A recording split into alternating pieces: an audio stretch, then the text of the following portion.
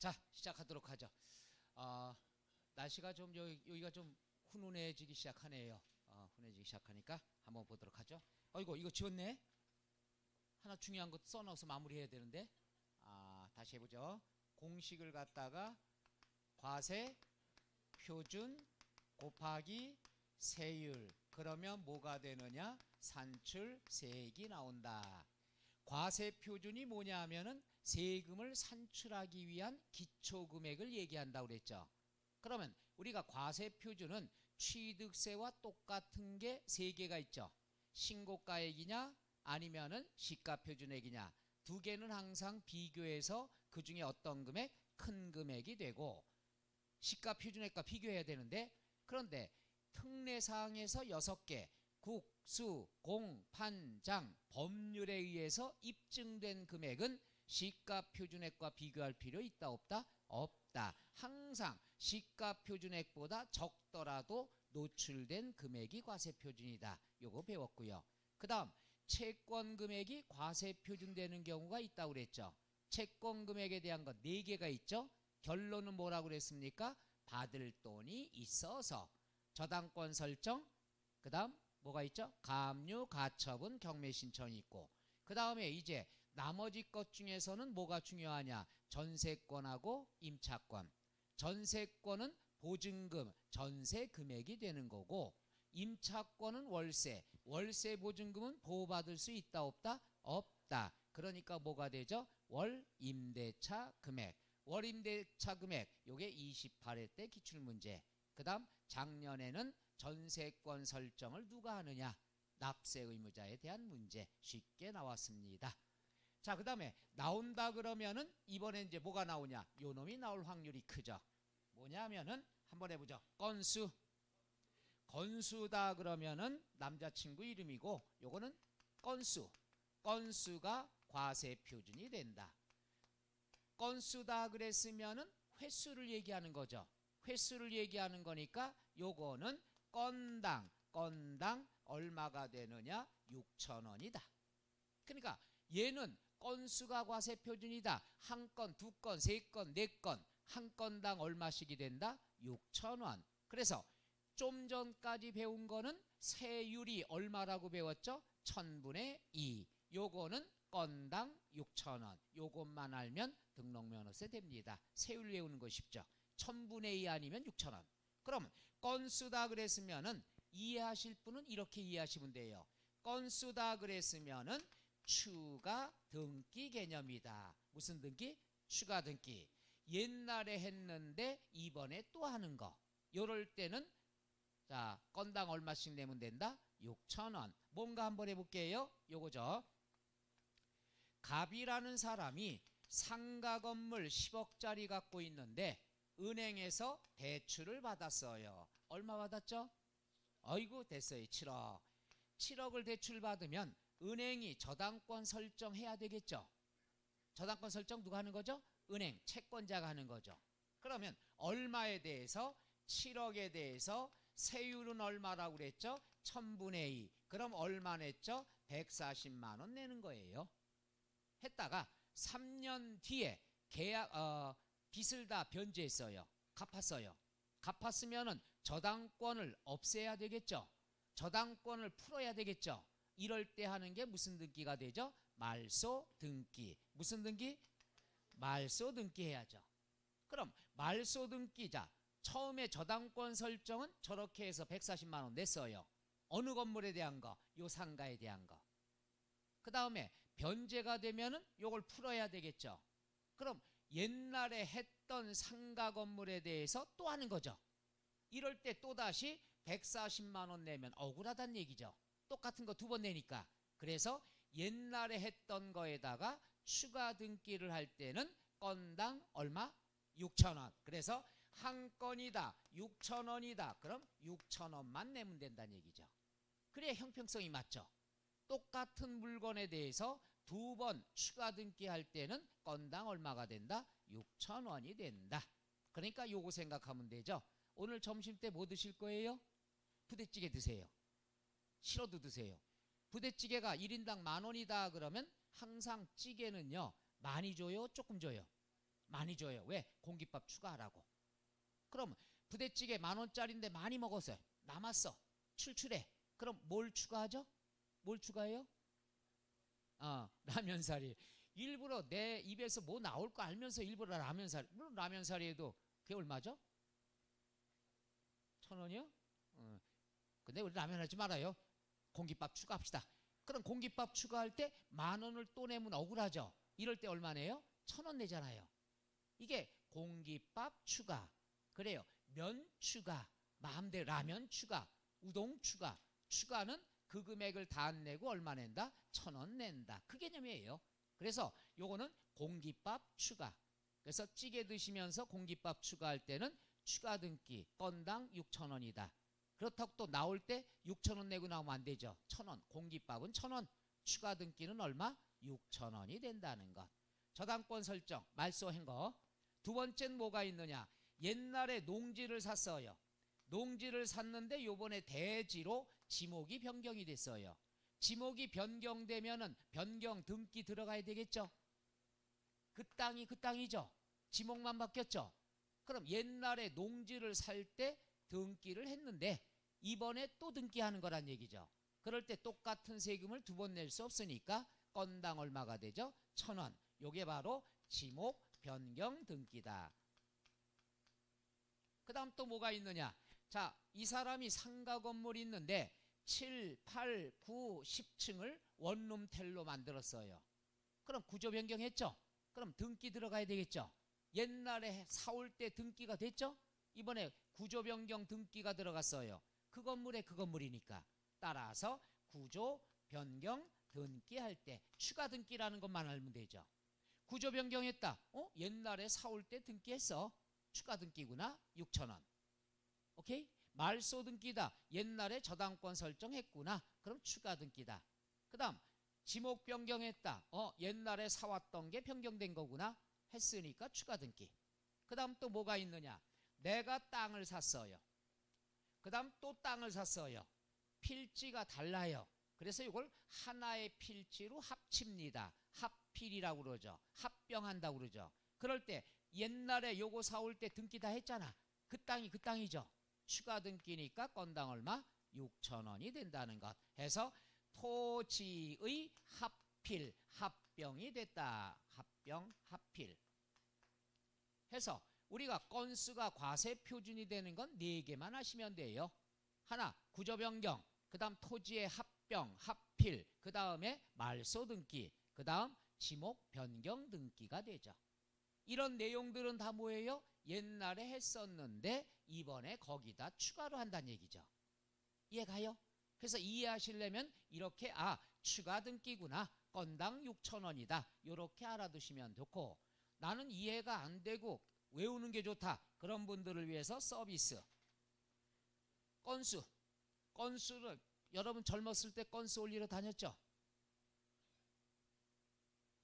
왜 이렇게 나만 나쁜 사람으로 쳐다봐요? 다 젊었을 때 할 거 아니에요. 그죠? 그럼 건수 올리려고 그럴 때 지금도 하고 계신 분 계실 텐데 뭐, 그죠? 여기서 금요일 저녁만 되면 토요일, 오늘 난리 나겠네. 또 동네마다 무슨 관이라고 있잖아요. 그죠? 거기 많이 가시죠? 어쩐지 저분이 오늘 화사해 보이셔. 끝나고 직접 가실라나 봐. 그러면 거기에 건수 올리려고 그러면 맹숭맹숭하면 안 되잖아요. 뭐가 들어가야 돼요? 뭐 들어가야 돼요? 이분하고 대화를 나눌게요.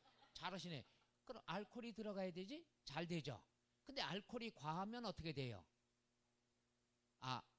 알코올이 과하면은 건수 올릴 수 있어요, 없어요? 없잖아. 혼자 취해서 혼자 기절하니까. 그래서 건수를 올리려고 그러면 절대로 과하면 안 된다. 알코올이 과하면 토하게 되죠. 토하면 건수 못 올려요. 그래서 건수 올리려고 그러면 구토 말지. 토하면 건수가 안 된다. 해보죠. 구토 말지. 정하면 이렇게 외우면 되잖아요. 그러니까 토하면 건수가 안 되니까 토하면 벌금이 6,000원이에요. 건당. 요건 어디서 보느냐? 월요일마다. 월요일 아침에 올 때마다 이제 다 보고 옵니다. 월요일 아침에 되면 전날 과음한 사람들이 많아요. 그래서 월요일 날 학원 올 때 되면은 기둥 밑을 항상 봐요. 그런 흔적들이 있어요. 거기가 건당 얼마예요? 6,000원. 지저분해도 어쩔 수 없어. 지금은 상상이 안 되지만 나중에 피자나 빈대떡을 먹을 땐 요게 꼭 생각나요. 건당 6,000원. 상상은 하지 말라니까 왜 나한테 그래? 난 얘기만 한 거죠. 그래서 구토말지는 건수가 과세 표준이고 세율은 건당 얼마가 된다? 6,000원. 만약에 나오면, 이게 안 나온 지 꽤 됐으니까 나오면 여기에서 주어지겠죠. 해보자. 건수. 왜냐하면은 다른 건 7억, 8억 금액이 되지만 얘는 한 건, 두 건, 건수가 수량이 된다는 얘기죠. 그래서 설명을 하나 마무리해 드릴게. 과세 표준이 뭐죠? 세액 산출의 기초가 되는 가액이나 수량이죠. 그럼 여기서 나옵니다. 금액이 나오는 것을 뭐라고 그러냐? 종가세라고 그래요. 뭐라고 그래요? 종가세. 가액이 나오면 종가세예요. 그럼 우리가 배우는 5가지 조세는 다 종가세예요. 다 과세 표준이 뭘로 나와요? 가액, 금액으로 나오니까. 그런데 이 등록면허세는 금액도 있지만 수량이 있어요. 한 건, 두 건, 세 건. 수량이라든가 또는 이제 부피 같은 게 있죠. 여러분 뭐예요? 쓰레기 봉투. 그 봉투를 뭐라고 그러죠? 종량제 봉투라고 그러죠. 왜? 부피에 따라서 다르니까.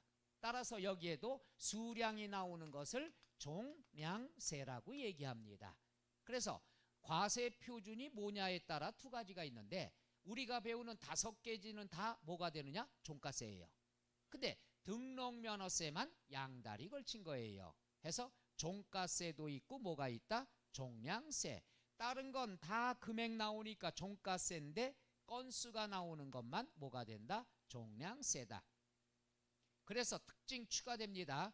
종가세, 다른 조세는 다 종가세지만 등록면허세는 양다리 걸쳤다. 종가세도 있고 뭐가 있다? 종량세가 있더라. 끝. 이러면 되죠. 그래서 종가세다 그러면 권리는 다 1000분의 얼마가 되죠? 2가 되고 그 다음 건당 6,000원이니까 얘는 종량세 개념이 되겠고 세율은 2가지가 있습니다. 자, 여기까지 되겠습니까? 요거 나오면 얘가 나올 때가 됐다는 얘기죠. 건수가 과세 표준이 되는 거 4가지가 있다. 자, 그럼 이제 밑줄 한번 쳐볼게요. 149쪽 나와 있는 것부터 하나씩 보죠. 자, 과세 표준 나왔는데 1번. 자, 1번 원칙 밑줄 신고가액. 신고가액이 원칙이 된다. 신고가액이라는 게 뭐냐? 신고가액 위에들 보세요. 부동산부터. 부동산 선박 쭉 나왔습니다. 과세 표준은 맨 끝에 첫째 줄 밑줄 등록 당시의 가액. 등록 당시의 가액으로 신고하란 얘기예요. 아까 필기해드린 대로 등기 등록 당시의 가액으로 1번 원칙 신고하면 된다. 예외 시가 표준액. 시가 표준액 밑에 나와 있는 지문이 시험에 항상 그렇게 나옵니다. 뭐라고 나오냐? 신고가 없거나 신고가액이 시가 표준액보다 적은 경우에는 과세 표준이 뭐가 된다? 시가 표준액. 그러니까 신고가액하고 시가 표준액하고 비교해서 둘 중에 어떤 금액이 된다? 큰 금액이다. 이렇게 알아두시면 되죠. 3번 특례 밑줄 사실상 취득가액. 사실상 취득가액. 그 밑에 줄에 밑줄 쳐요. 신고가액부터. 신고가액이나 시가표준액에 관계가 있다 없다? 없다. 항상 뭐가 과세 표준이 된다? 사실상의 취득가액이 되겠죠. 어떨 때? 어떨 때? 국수공판장 법률이죠. 그거 하기 전에 한 가지. 다만 세 번째 줄에 있죠. 등록 당시에 자산 재평가. 여기 보세요. 먼저 설명해 드릴게요. 자산 재평가 감가상각 요 말이 나옵니다. 그럼 요 말이 나온 게 뭐냐? 재평가나 감가상각이 뭐죠? 이 칠판이 처음에는 10억짜리예요. 새 거 살 때. 세월이 지남에 따라 가치가 떨어지겠죠. 낡고 막 이러니까. 그래서 요게 7억이 됐다. 그러면 요 가치가 줄어드는 걸 감가상각이라 얘기하죠. 가치가 감소가 돼서 없어진다. 감가상각이죠. 그렇죠? 감가상각을 하면 가치가 어떻게 되죠? 달라지죠. 좀 더 정확히 얘기하면 가치가 줄어들죠. 그럼 앞으로 이 칠판의 가격은 10억으로 잡아요? 7억으로 잡아요? 바로 그놈이에요. 이런 걸로 인해서 가액이 변경이 됐다. 가액이 변경이 되면은 항상 뭐가 됩니까? 변경된 금액이 과세 표준이 된다 이거죠. 그렇죠? 그러니까 10억짜리가 7억이 됐는데 계속 10억으로 우기면 돼요, 안 돼요? 안 돼요. 가액이 달라지면 달라진 가액이 새로운 과세 표준이 된다 이거죠. 자산 재평가, 재평가를 하면은 어떻게 돼요? 재평가 개념은 가액이 올라가는 거예요. 왜냐하면은 이게 예를 들어서 이게 10억 주고 샀는데 10억 주고 샀는데 이게 나중에 보니까 천연기념물이에요. 보물이에요. 재평가했으면 가격이 어떻게 된다? 무지하게 올라가겠죠. 올라가면은 올라간 금액이 새로운 과세 표준이 된다는 얘기죠. 우리가 이런 건 많이 했죠. 어떤 분들 많이 하는 정치인들. 옛날에는 참 욕을 먹고 독재다 했다가 또 언제 보면은 경제는 그래도 그 사람이 좋았었어 하고 인물 재평가 들어가잖아. 재평가면 좋아진다는 거죠. 이분이 맨날 죄송합니다 20점만 맞았어요. 아이고 20점 아주머니 했다가 어느 날부터 계속 90점 이상만 맞아. 그럼 이분의 인식이 달라지겠죠. 이게 재평가예요. 그럼 그 다음에는 90점 사모님 이렇게 나오게 되겠죠. 그래서 자산 재평가나 감가상각으로 인해서 가액이 변경되면 변경된 금액이 새로운 과세 표준이 된다. 오케이? 그럼 시험에 얘가 많이 나와. 얘네 둘뿐이 안 나와요.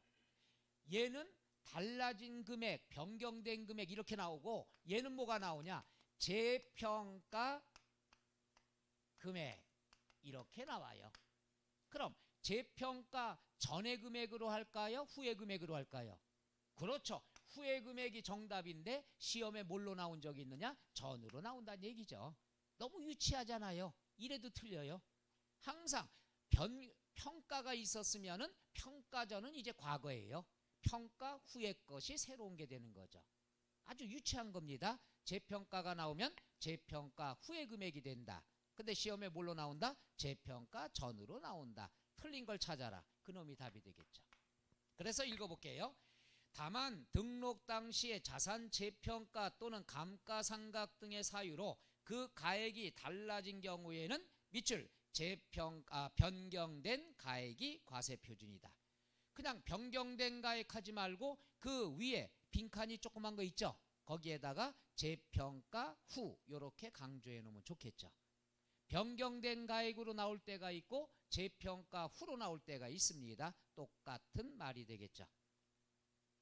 자, 그 다음에 1번 사실상의 취득가액은 동그라미만 칠게요. 기억 동그라미 국가, 니은 동그라미 수입, 디귿 공매, 공매 앞에다 빈칸이 있죠. 뭘 하나 써놓을까요? 경매. 같이 공부하면 좋겠죠. 왜냐? 교재식으로 공매만 디귿다 공부했는데 시험에 경매 나오면 못 보던 건데 이렇게 나오게 되겠죠. 그러니까 이번엔 완벽하게 다 첨삭을 해드리겠습니다. 리을 동그라미 판결문, 미음 동그라미 법인장부, 비읍 부동산 거래 신고에 관한 법률에 의해서 검증이 됐다. 줄여서 뭐만 동그라미 칠까요? 법률. 법률에 의해서 검증이 됐으니까 그 금액이 취득가액이 된다 해서 6개 뭐뭐 시작 국수 공판장 법률 요러면 되죠.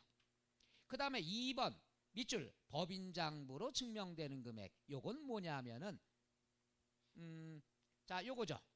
요건 첫째 조건이 있어요. 내가 물건을 어떠한 건축물을 건축을 합니다. 지어요. 지을 때 법인이다 그랬으면은 공사비 지출하는 건 장부에다 써 있겠죠. 그렇잖아요. 공사비 지출될 때마다 쓸 거 아니야. 따라서 법인은 법인 장부에 있는 금액이 공사비가 되겠죠. 증빙이 되니까. 그런데 개인이다. 개인은 건축을 할 때 뻥튀기 할 수 있겠죠. 조작 가능성이 있겠죠. 따라서 개인이 건축을 할 때는 공사비가 90% 이상이 법인장부에 의해서 입증이 돼야 돼. 여기서 말하는 법인장부는 누구 걸 얘기할까요? 내 걸 얘기할까요? 건설회사를 얘기할까요? 건설회사. 그러니까 상대방을 잃으란 얘기예요. 내 공사비 들어간 돈 중에 90% 이상이 상대방 회사의 장부에 입증이 될 경우에 잃으란 얘기죠. 잃으면은 혜택을 주겠다. 혜택은 뭐냐? 첫째, 법인 장부에 있는 금액을 다 인정해 주겠다. 공사비로. 그리고 또 혜택을 주겠다. 장부에는 써 있지 않지만 계산서라든가 세금 계산서에 있는 금액도 공사비로 인정해 주겠다 이게. 그럼 요놈 합한 금액을 취득가액으로 인정해 주겠다. 그러니까 결국 어떻게 된다? 개인이 공사할 때는 상대방을 걸고 넘어지라 이거예요. 내 공사비의 90% 이상이 법인 장부에 의해서 입증이 되면 혜택을 주겠다. 장부에 있는 것도 공사비로 인정해 주고 장부에 없지만 계산서로 인해서 들어간 것도 인정해 주겠다. 말 이해 갑니까? 또 하나가 있는데 또 하나에 대한 것은 여러분 다 해드릴게. 하나는 뭐냐면 요거 한번 요렇게 예를 들어 볼게요.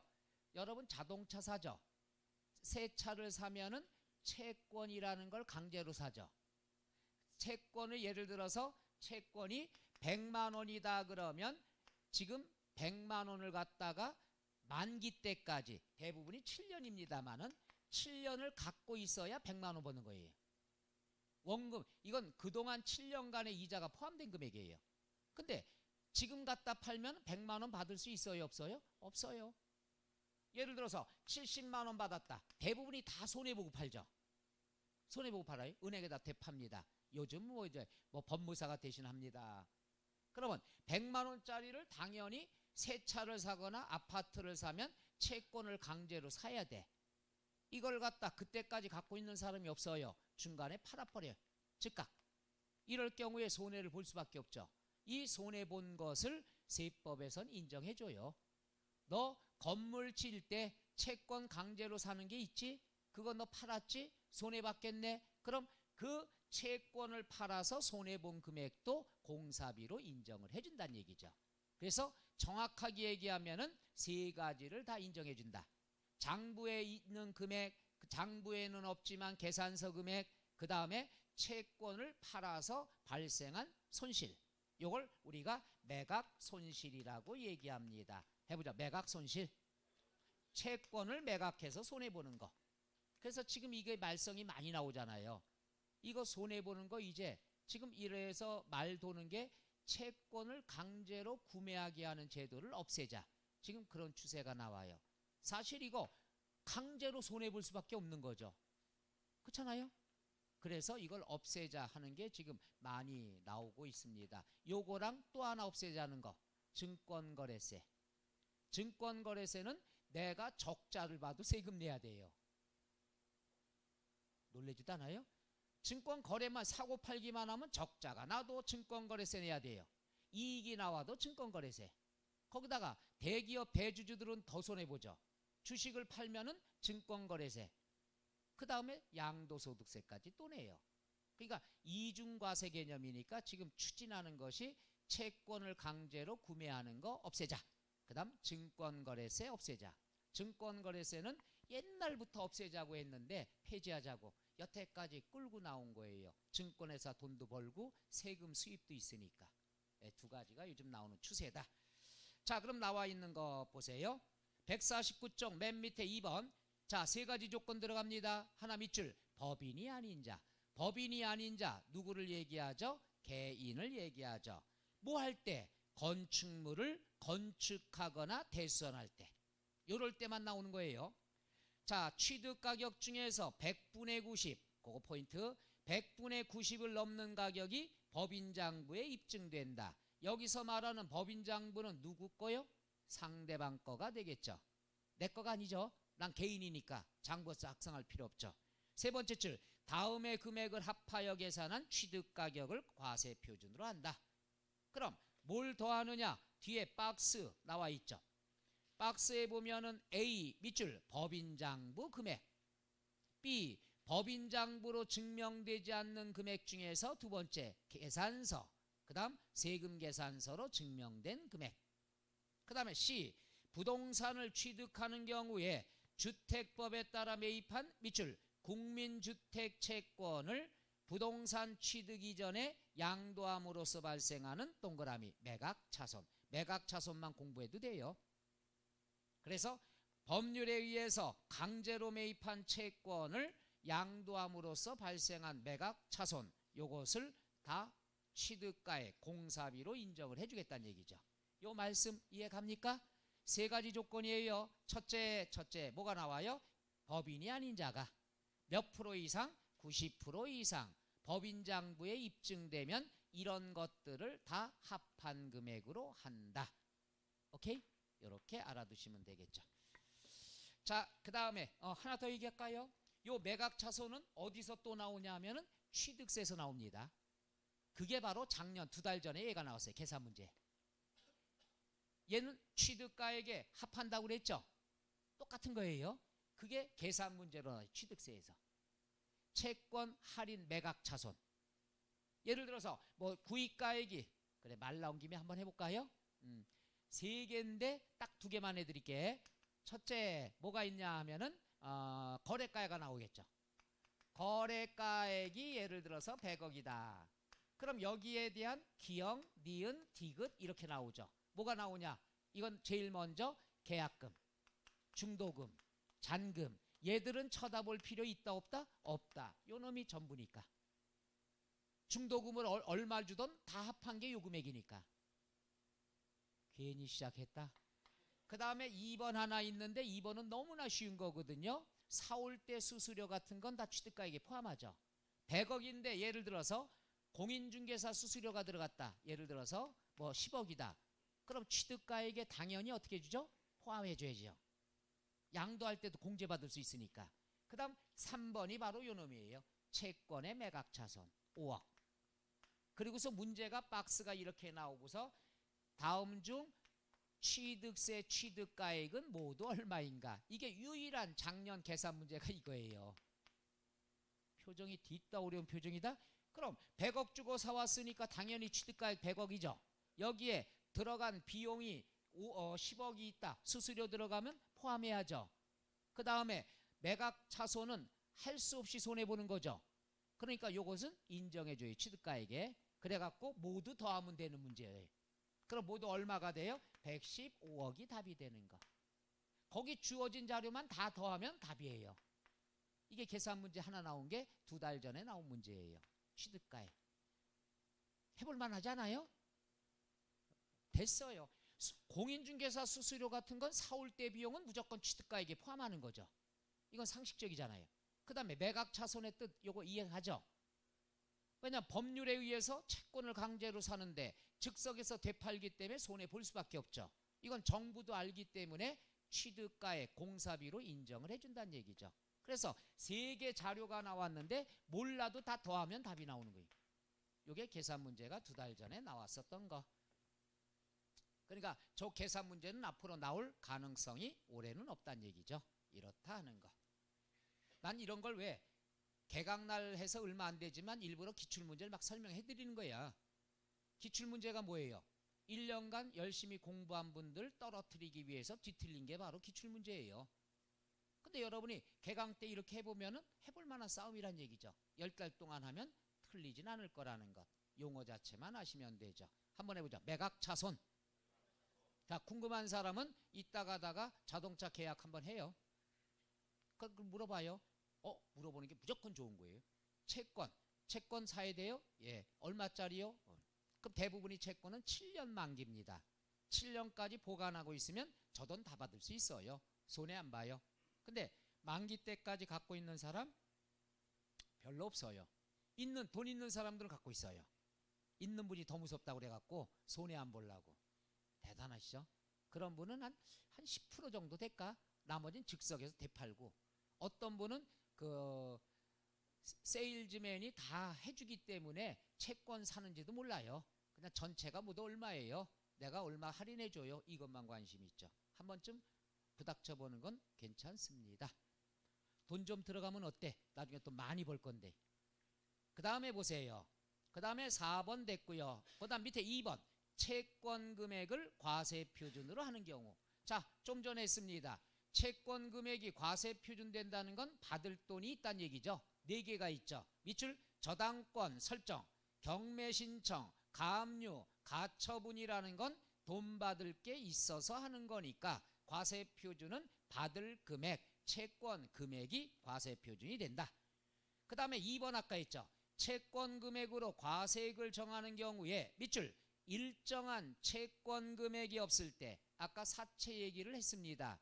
일정한 채권 금액이 없을 때는 채권의 목적이 된 것의 가액 또는 처분 제한에 다 필요 없어요. 목적이 된 금액을 채권 금액으로 한다. 1,000만 원 사채를 빌렸는데 3,000만 원에 대한 것이 나올 수도 있다. 그런 개념이 되겠죠.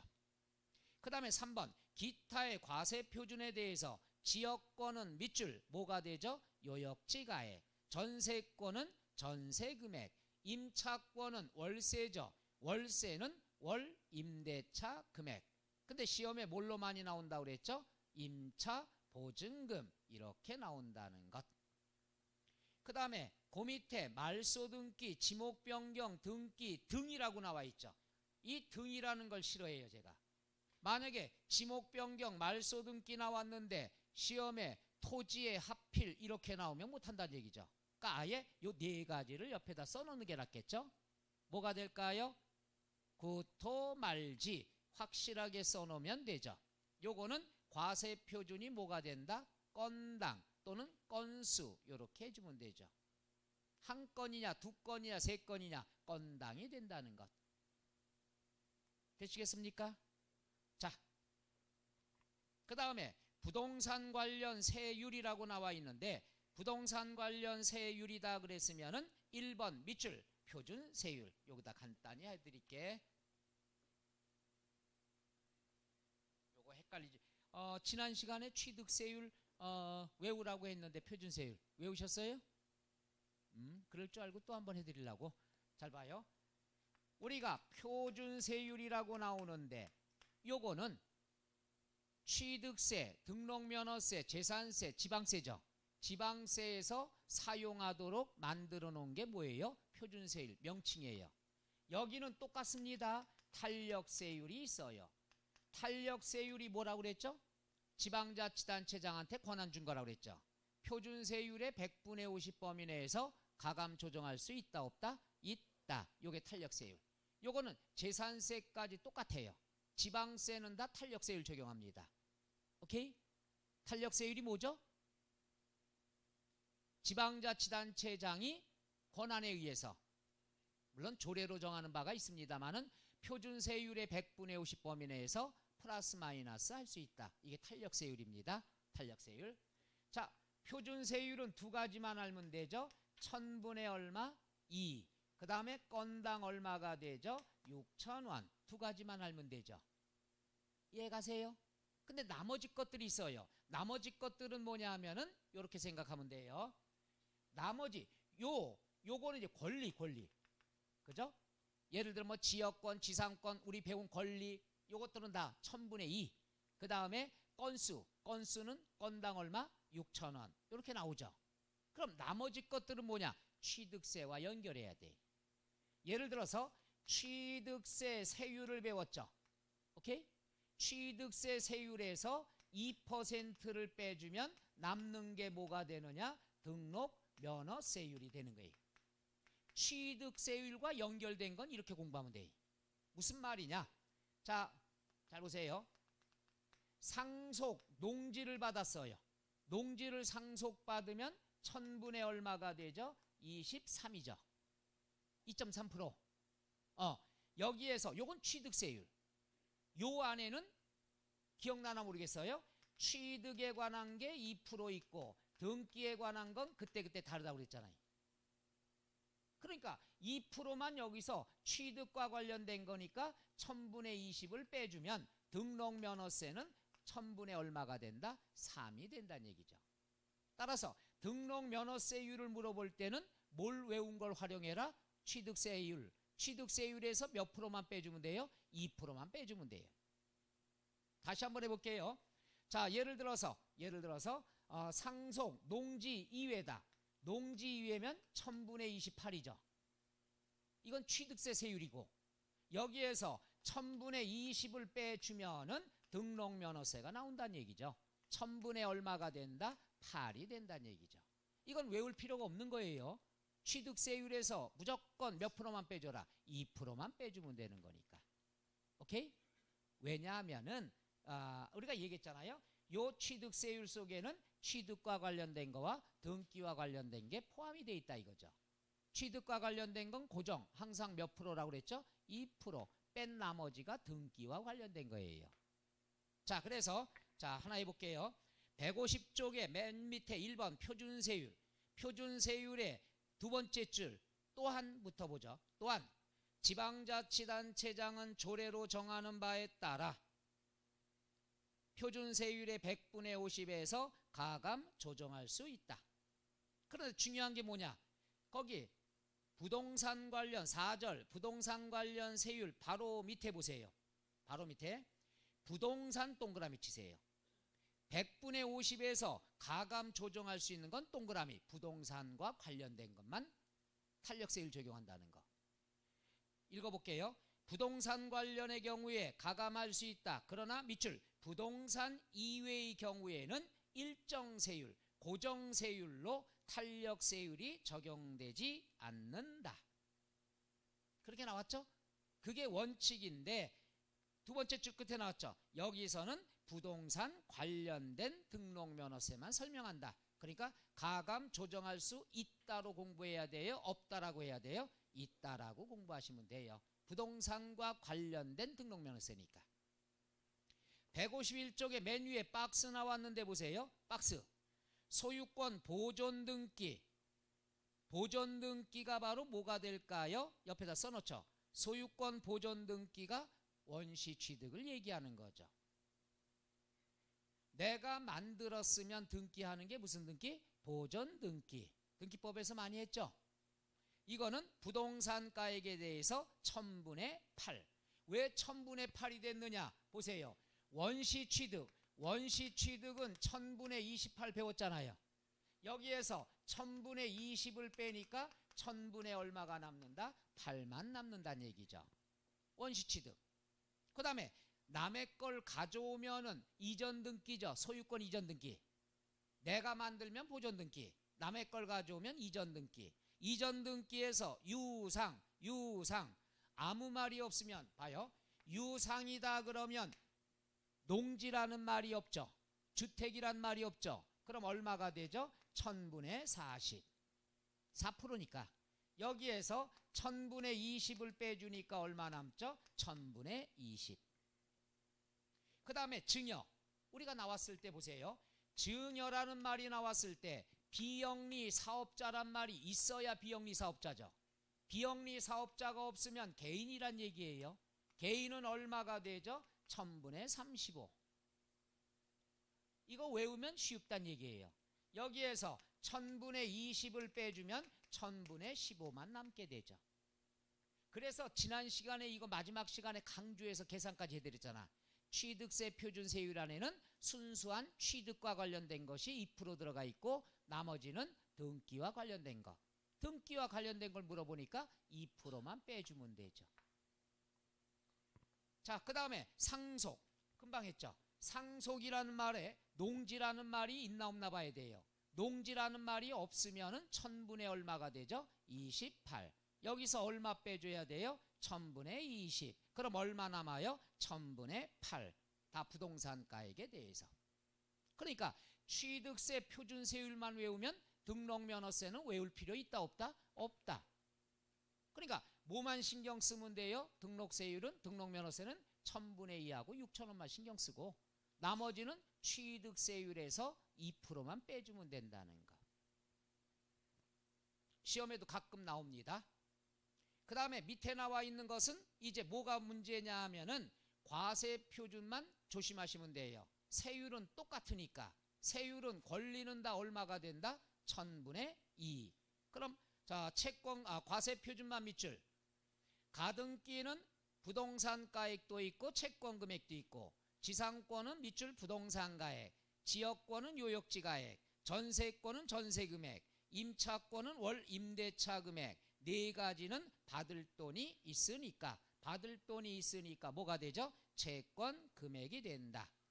그 다음 오른쪽 비고란에 세액이 6,000원 미만일 때도 얼마로 한다? 6,000원으로 한다. 시험엔 이렇게 나옵니다.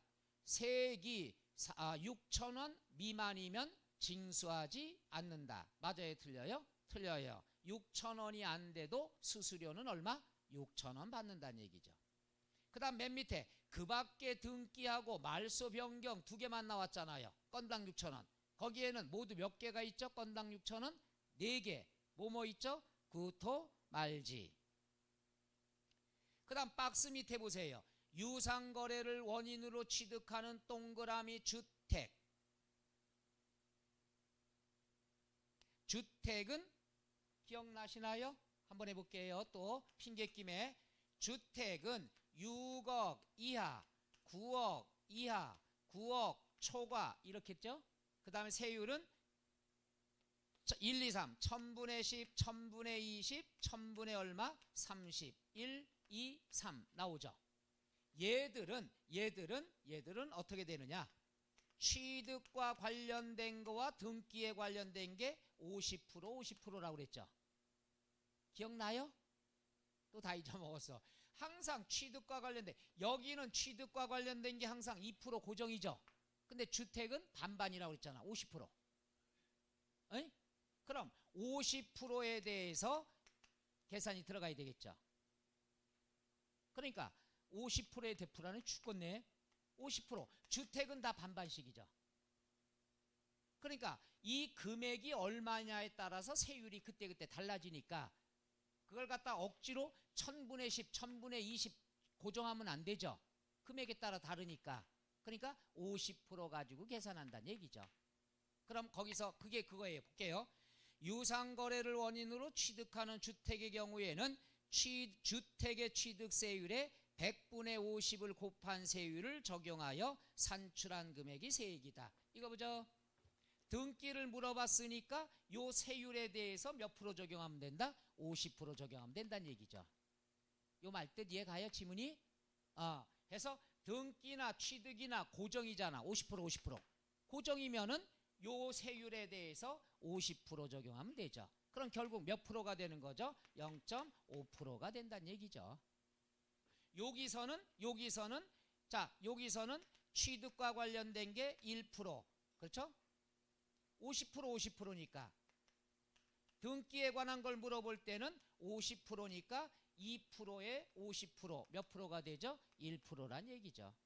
그래서 주택은 비율이 50%, 50%. 나머지는 취득만 2% 고정. 요건 그때 다르다는 얘기죠. 오케이? 그러니까 등록면허세는 취득세 표준세율에서 몇 프로만 빼줘라? 2% 빼줘라. 끝. 이러면 되죠.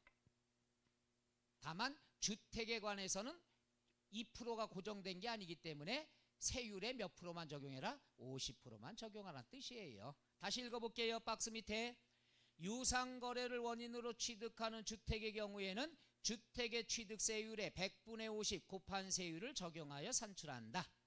50% 곱한다는 얘기죠. 그거 알아두시면 끝이에요. 그래서 그 151쪽에 나와 있는 박스 그것만 알아두시면 된다는 것. 그런데 맨 위에 1000분의 8 뭐 이런 거 나온 건 헷갈릴 수 있는데 취득세 표준세율에서 몇 프로만 빼줘라? 2%만 빼줘라. 그럼 공부할 건 권리는 1000분의 2, 건수, 건당은 6,000원. 요것만 공부하시면 되죠. 그래서 어려운 게 없어요. 그 다음에 2번 중과세율까지 끝내줍니다. 중과세율 요거죠. 여기다가 중과세율은 뭐냐 하면 지금 세율이 다 이렇게 나와 있죠. 1000분의 8, 1000분의 20, 1000분의 15 이렇게 나와 있. 중과세율은 뭐냐? 세율을 무겁게 매긴다는 얘기죠. 무겁게 매기. 그럼 무겁다는 건 하나뿐이 없어요. 뭐 뿐이 없냐? 표준세율의 100분의 300 하나뿐이 없어요. 100분의 300이라는 건 결국 몇 배란 얘기죠? 3배란 얘기죠. 3배는 뭐가 있느냐? 3배는 뭐가 있느냐? 이거예요. 우리가 서울 같은 대도시에다, 대도시면 뭐죠? 특별시가 전부가 대도시가 되는 게 아니라 지방도 대도시 있잖아요. 인구 50만 이상 이러면 이제 대도시라고 얘기를 하는데, 그럼 요거는 이제 서울 수도권 얘기 아니, 서울하고 수도권 미리 얘기할게요. 서울 수도권은 과밀억제권역이라고 그러죠. 대도시면서 과밀억제권역. 사람이 밀도가 높아서 들어오는 걸 짜증내는 지역. 대도시도 똑같아요. 대도시는 사람이 많죠. 사람이 많으니까 사람 인구 증가되는 걸 세법은 싫어해요. 그럼 무슨 말이냐? 대도시에다가 내가 법인을 설립했어요. 법인 설립. 법인 설립이라는 건 본사를 만들었다는 얘기죠. 본사를 만들면 지방에서 종업원들이 이사 올 수가 있겠죠. 인구가 많아지죠. 많아지면은 짜증나니까 등록면허세를 3배 중과세합니다. 너 들어오지 마, 들어오지 마. 숨쉬기 힘들어 죽겠어. 들어오면은 등록할 때, 법인 등록할 때 3배 중과세 할 거야. 말 이해가요? 노노노노. 요번엔 뭐냐? 대도시 이전에 이외에 소도시가 있어요. 시골. 시골에서 대도시 안으로 여기 있는 법인을 여기로 전입을 했어요. 전입. 그럼 법인이 대도시 이외에서 대도시로 전입 들어오면은 없던 게 생긴 거죠. 법인 설립하고 똑같이 보는 거예요. 야, 본사가 들어오면 종업원도 오겠지. 협력회사 오겠지. 사람이 너무 많아지지 않냐? 들어오지 말아라. 들어온다면 법인 이전 등록할 때 몇 배 중과세 하겠다? 3배 중과세 하겠다. 그러니까 없던 게 생기면, 회사가 없던 게 생기면 등록면허세를 몇 배 중과세? 3배 중과세. 그럼 없던 게 생겼다는 건 두 가지죠. 설립을 하거나 아니면 이전, 전입이라고 그러죠. 대신에 전출하면 어떻게 돼요? 지방으로 내려가면. 그렇죠. 오, 대단해. 지방으로 들어오지 말어. 들어오면은 3배 중과세. 나가요. 여기 있는 게 어디 뭐 다른 지역으로 갑니다. 가면은 어떻게 돼요? 종업원 따라 내려가죠. 그죠? 그 다음에 협력해서 따로 내려가죠. 인구가 줄어들어. 그럴 때는 법인세를 감면을 해줍니다. 100% 감면할 때도 있고요. 혜택을 많이 주죠. 감면을 해주고 또 지방은 땡큐 좋아하죠. 그러니까 여기서도 또 취득세 면제해주고, 그러니까 세제상의 혜택을 많이 줍니다. 그래서 근데 저렇게 해서 해제를 많이 주는데 지방으로 내려가려고 해야 안 해요. 혜택이 많은데도 안 내려가려고 그래요. 땅도 막 그 지방자치단체에서 막 그 무상으로 제공해주고 막 하는데도 안 내려가는 게 여러 가지 문제가 있는 거죠. 영업상의 전략도 있겠고. 요번에 우리가 저기 몇 년 전에 확정된 공공기관의 지방이전, 이게 실현될까 모르겠습니다. 지금 말들이 많은데. 그러니까 실제 그 서민들하고 관련된 업종 이외의 것들을 내보낸다고 하죠. 뭐 무슨 뭐 무슨 뭐 말도 안 나오네. 이런 것들은 이제 지방으로 많이 간다.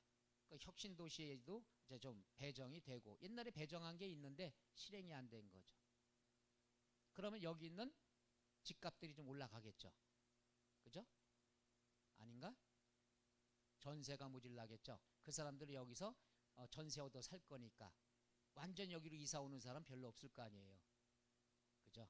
이런 게 또 문제점이 생기는 거예요. 거기 있는 걸 팔고 여기로 오라는 뜻에서 공공기관 보냈거든. 근데 저기 있는 건 안 팔고 여기도 안 사고 그냥 전세만 하면 또 전세값만 올라가게 되는 거고. 대신에 이제 시장 경제는 좋아지겠죠. 그렇지 않나요? 여기도 메리트가 있는 동네인데 원주도 좋아요. 공기 맑고 좀 추워서 그렇지. 그렇죠? 집값도 저렴하고 이러다가 이제 한 방 확 올라가는 거죠. 예. 3월 그저께 목요일날 3시에 발표한 내용들은 뭐 예상했던 대로, 우리가 얘기했던 대로 표준 주택 가격이 뭐 많이 올라간 데는 한 18%, 서울은 17%인가 18% 올랐대죠. 근데 요거는 단독 주택에 관한 것만 요번에 올라간 거예요.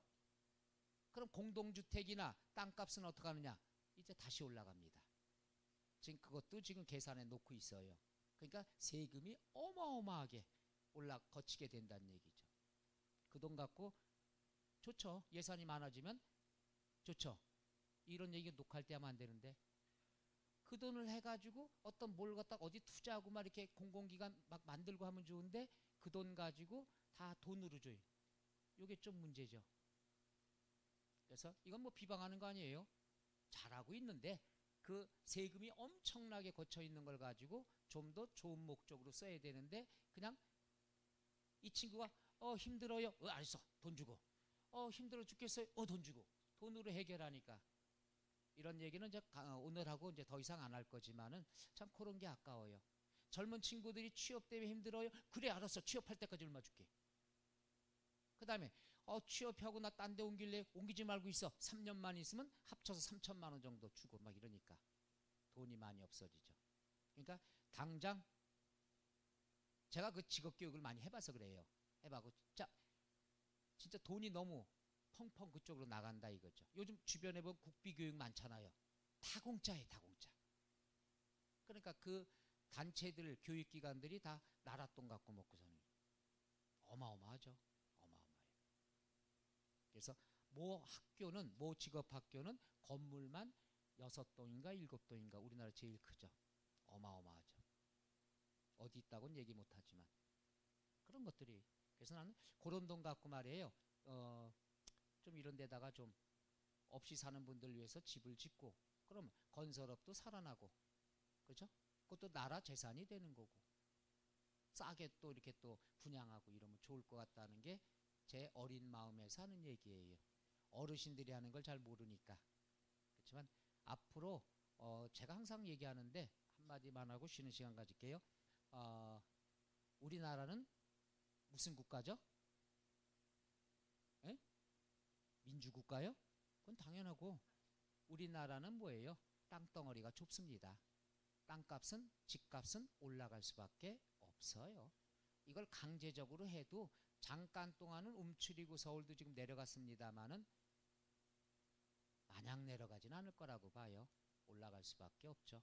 따라서 이 청주도 아마 기업도시 혁신도시가 앞으로 좋아질 거예요. 좋아질 거니까 그때 거기를 이런 얘기 하면 안 되는데 미리 가서 거기 가서 개업하는 것도 괜찮을 것 같아요. 앞으로 계속 지방으로 기관이 옮겨진다 그러면 거기 있는 집값도 올라가겠죠.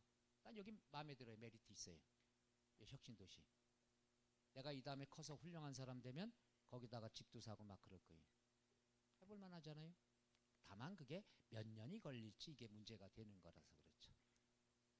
자 해서 중과세율 하다가 끝났네요. 하던 거라도 마저 하죠. 중과세 하나만 하고요. 그럼 중과세율은 표준세율의 3배인데 여기 써드렸죠. 대도시 안에서 법인을 설립했다. 또는 대도시 이외의 지역에서 대도시로 법인을 전입시켰다. 다 없던 게 생겼다는 얘기죠. 이럴 때만 3배예요. 들어오지 마라. 숨쉬기 힘드니까 들어오면 등록할 때 등록면허세 3배 중과세하겠다. 이렇게 공부하셔서 이해하시면 되는데 요령 가르쳐드릴게요. 요령. 나중에 취득세 이거 나와요. 또 나오니까 미리 해줄게. 몇 배? 3배면 요거만 해. 따라해봐요. 대도시. 시험 문제 얘가 안 나와서 문제가 안 되거든. 그러니까 대도시 하면 무조건 몇 배? 3배. 숨쉬기 힘들어. 무조건 3배. 대도시 3배. 이렇게 공부하면 돼요. 대도시 몇 배? 그래서 괄호 1번 다음 어느 하나에 해당하는 등기할 때는 100분의 300이다. 동그라미 1번 밑줄 대도시에서 법인을 설립. 그 다음에 두 번째 줄에 하거나 지점 분사무소를 설치함에 따라. 여기서 분사무소라고 하는 거 그 다음에 동그라미 2번 대도시 밖에 있는 법인의 본점이나 주사무소를 대도시로 전입. 두 번째 줄 함에 따른 등기 이 경우 전입은 법인의 설립으로 보아 세율을 적용한다. 이렇게 나왔죠. 그럼 거기에서 뭐만 신경 쓰라고 그랬어요? 대도시. 3글자니까 몇 배? 3배. 끝. 이렇게 공부합니다. 요거 알아두세요. 대도시 3배. 취득세도 똑같아요. 그래서 취득세 할 때 중과세율을 갖다가 내가 3월에 한다고 그랬죠. 왜? 여기서 나올 거니까. 그래서 대도시면 무조건 몇 배? 3배가 됩니다. 자, 그러나 괄호 2번 나와 있는 건 10분간 쉬었다 할까요?